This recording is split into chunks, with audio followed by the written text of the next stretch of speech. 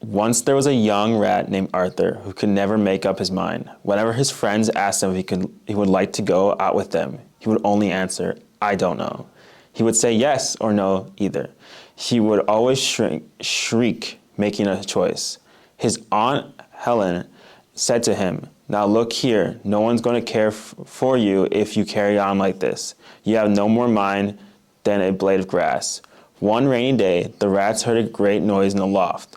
The pine rafters were all rotten, so the barn was rather unsafe. At last, the joist gave way and fell to the ground. The walls shook, and all the rats' hair stood on the end with fear and horror. "This won't do," said the captain. "I'll send out scouts to search for a new home."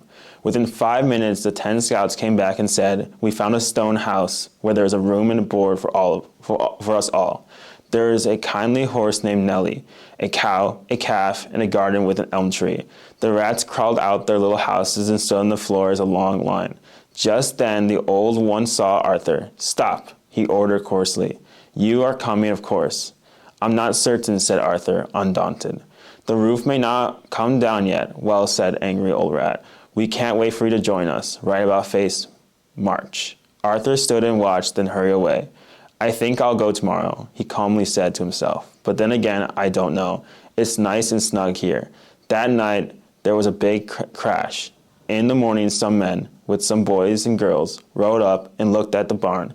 One of them moved the board, and he saw a young rat, quite dead, half in, half out of his hole. Thus, the shrieker got his due. Kit. The quick little kitten thinks it bit a pretty big fish. Dress. Many of Jess' best friends slept in mesh tents in pleasant weather. Trap. The harrowing black cat dashes at any man and lands on a plaid carriage. Lot. The honest swan stops and acknowledges the fox dodging the bothered wasp. Strut. Mother loves butter that comes from the southern countryside. Foot. The butcher should put the pudding in the wooden nook to cook. Bath. Can't half the staff ask transferred to the enchanted castle in France. Cloth. Lawrence often offers Ross a Florida orange and horribly strong frosty Boston coffee. Nurse. The early bird preferred the earthly worm. Fleece. These unique matches teach people to speak and reason. Face. The raven waits until late day for the great wave to break. Palm. Father and Ma said to calm the facade in the Nevada Plaza. Thought. The small walrus caught the hawk in the salty water. Goat. The rose slowly grows in Owen's old grove.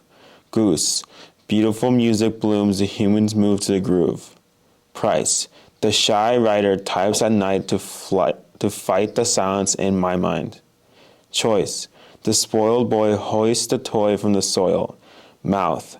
Mountains of flowers crowd the grounds about the house.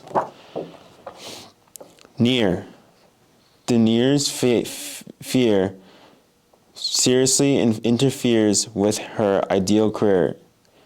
Square. Beware of scarce fairies, rare mares, and scary prairie bears. Start. The Sahara party marvels at the far star on the safari. North.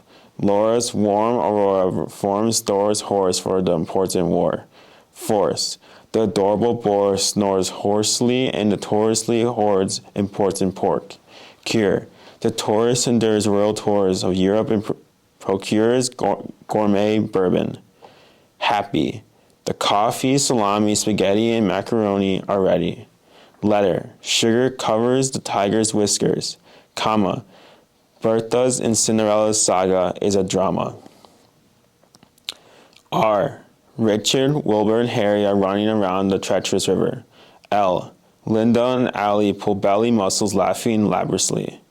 N.G. The singing mockingbird is swinging on the ring and dings the awning. T.H. The Thespians gather and breathe 3 authentic breaths together. H. Harry and Hillary happily harvest heaps of herbs behind the beehive. Y.O.D. The cute, dutiful blue cuckoo Resumes cooing suitable tunes enthusiastically.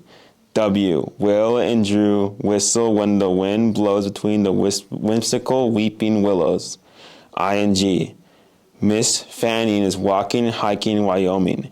S. Susie lives in her sister's house on Easy Street with her Siamese cats, Siberian husky dogs.